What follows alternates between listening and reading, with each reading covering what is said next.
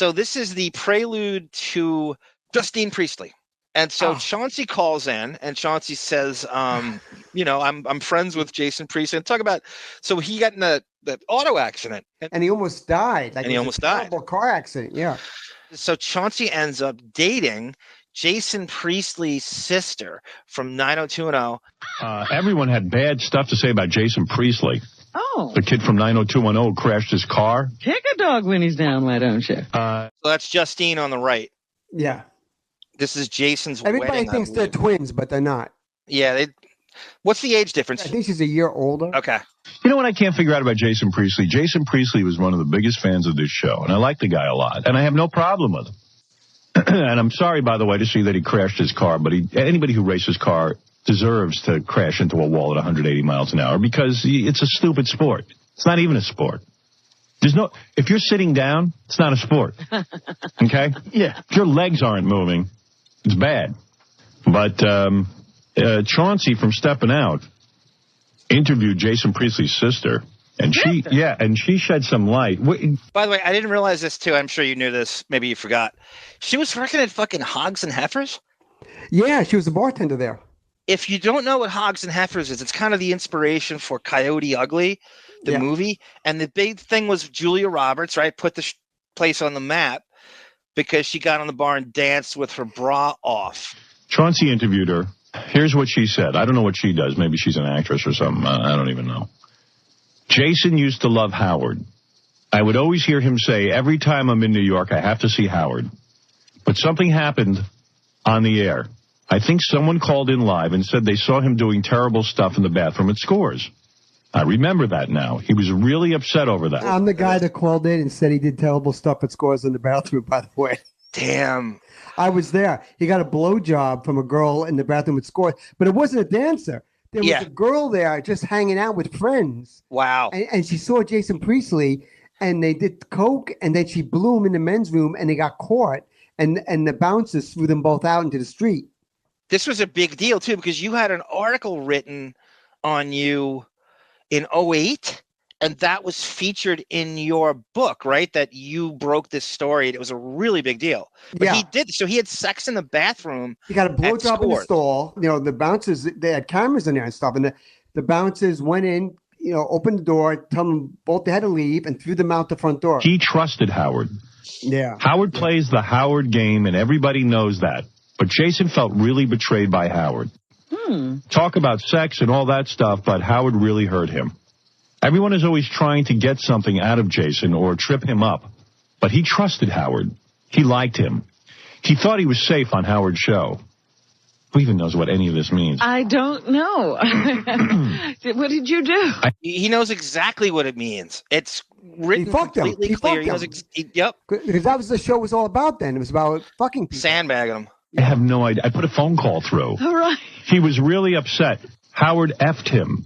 His own friend just effed him on the air. And what made it worse was that there was no apology from Howard, nothing. Why would I apologize for something I don't even know what he's talking about? Number two, why would I apologize for a listener calling in and Howard never called or said anything to Jason to say he was sorry? Now, I'm sure we've tried to call Jason to see what he's upset about. He won't take the call. No. And I really don't care. Number one, I'm retarded. Number one, I'm not his friend. The guy used to come on the show a couple of times. Why? And you met Jason a few times, Chauncey. I'm sure you talked to him. He couldn't be a nicer guy. I mean, like he's a Canadian boy, Canadian boy. I was in his apartment. Yep, that tells you. I'm not the guy's friend. He's a guest on the show. I'm promoting whatever he promotes. I enjoy him. I think he's a good guest, and I like the guy. Got nothing against him. You've never seen him socially, or no? Chauncey, that's a good interview. Yeah, did you see the pictures of her? No. Oh, Gary's got to show you the pictures. She is smoking hot. So what did the guy say about Jason that he saw him do at Scores? I don't even know. I remember. What did he say? I remember. Jason, I shouldn't even bring this up again because that's going to get mad at me. All right, don't bring it up then. I don't even care if it causes the guy that much pain, but the fact of the matter is everyone knows that people just call up and bust balls. Oh, this is his, sister's cute. Jason Priestley's sister is cute. Where's she bartend? Nice. Yeah, to hang out. Where does she bartend? I don't know. She's training somewhere. I forget the name of the bar. Did you know it? You didn't want to say? Yeah. I didn't want to get. You didn't want to sell her out? I didn't want to get in trouble. Chauncey gets in these people's apartments. Yeah, you know what? Would you trust Chauncey in your apartment? Chauncey's a friend. They trust you. I walked his dog. So right now you're in Jason Priestley's apartment. Where was his apartment, I'm Chauncey? walking his dog. You know what I thought was cool about it? This is how long ago I guess it was. He had a big flat screen TV on the wall. And at the Back time, then. I've never seen one. Yeah. And I was like, oh, my God, this guy's got look at the TV on the wall. So is Jason going to make it? He's going to be all right? Yeah, he's going to be fine. I don't even know what this guy's talking about. You mean he's upset because somebody called in and gave him the business? Right. He thinks that you're not going to let those kind of calls in. Yeah, how would I protect him from that? How do I know what someone's going to say? He's so full of shit. I don't know how many times we got to prove he's got a monitor. They're telling him what he's going to say. Mm-hmm. He goes to it when it's something controversial that he doesn't have to do it and he cannot take the blame. He will go to that call. So he's going to, and then. Do you think it was Kelly Ripa and somebody had dirt on it? He would have took the call. No, that's his friend. Right. And he's trying to back away from it. Like he doesn't control he knows exactly what they're going to say. Hey, when Jason regains consciousness, tell him you've been walking his dog. Hey, Howard, I think I'm the guy that called in the story that started the whole thing. Oh, did you? Yeah. Now that's funny. That's funny. Yeah. As I'm walking this dog, I'm thinking, I'm the guy. Hey, you're the guy you should be mad at. You broke up our friendship. You didn't tell that to Sister Priestley, did you? Does Jason ever give you culpability for this? Does he blame you at all? Yeah, he was so mad. To this day, he's still mad. What was some of the arguments? Like so his sister's there and he's screaming at you like in person? Not in person, through his sister. Okay. Yeah, through his and she's relaying you all that he knows. Yeah. Right. Yeah. I didn't bring that up. I always thought he was kind of disturbed in that, he's racing cars. I think anyone who races cars is disturbed.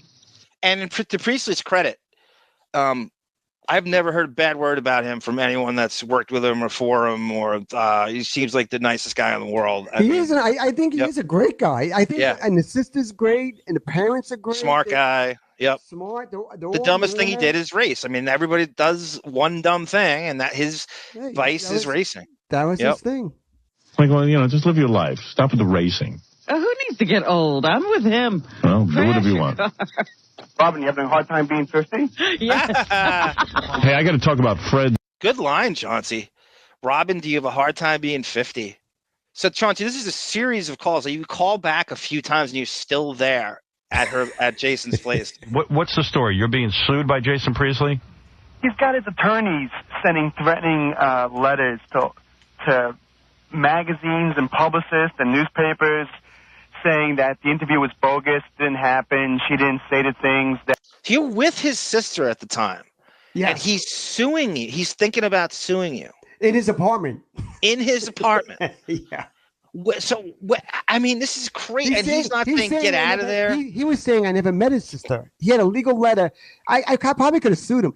He sent a legal letter to every media outlet everywhere saying, I never interviewed the sister. She never even met me. Yeah, so I get an email that Chauncey sent to Gary saying, listen, this interview I did with Jason Priestley's sister is very big. I didn't say that. And Us Magazine and everyone is writing about, how this controversy.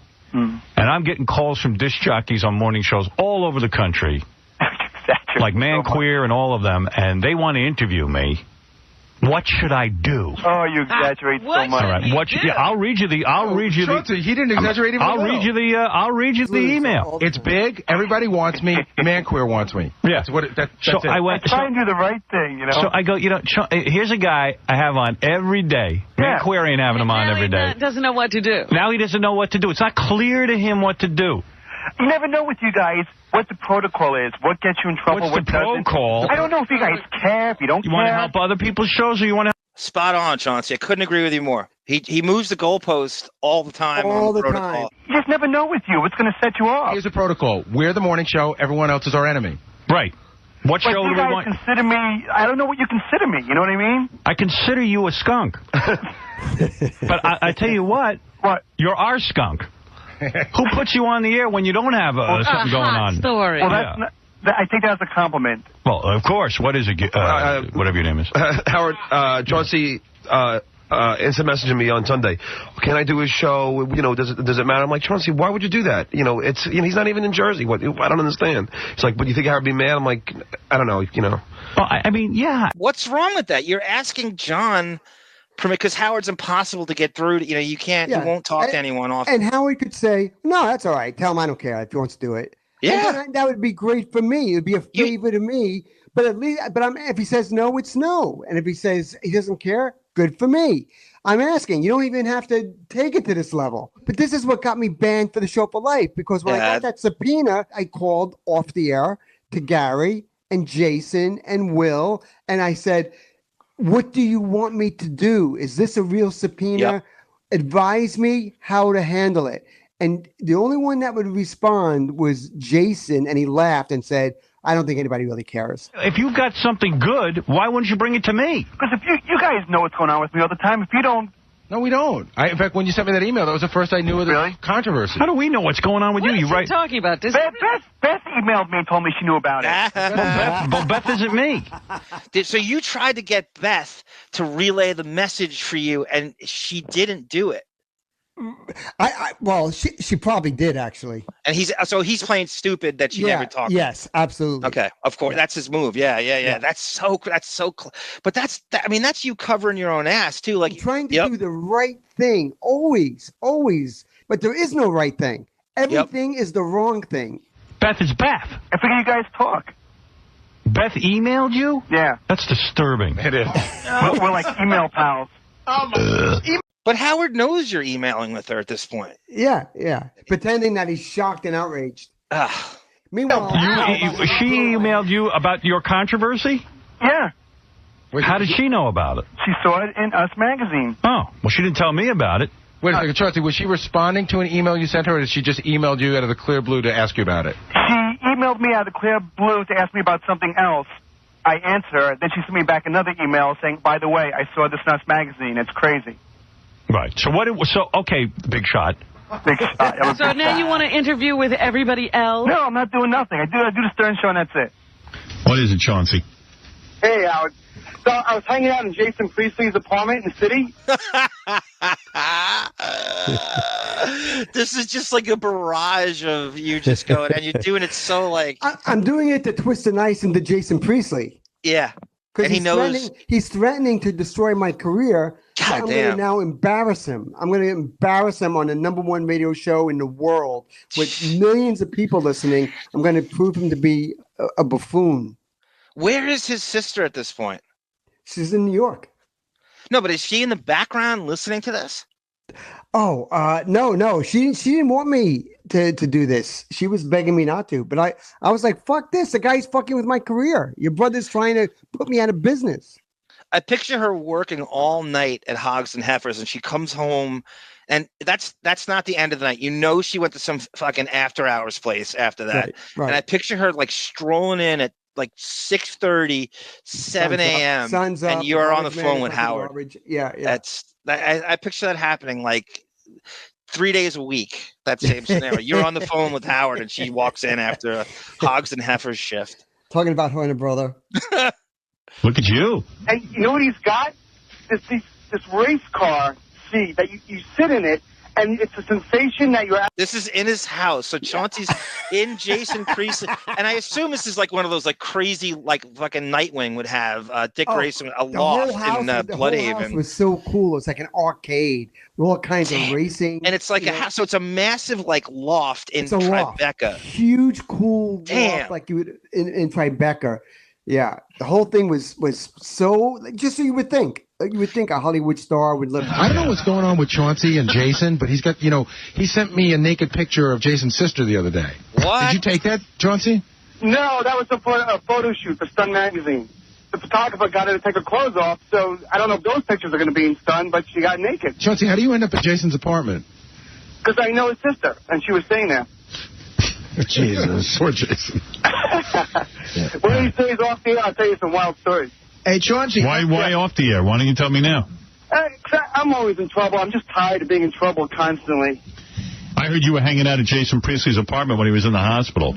Yeah. Yeah, what, he got in that accident, that car accident? Yeah. Chauncey moved in. Oh. And he was suing me. He's suing you? He was, and I'm hanging out in his apartment, and I got a letter from his lawyer saying I'm being sued. Why?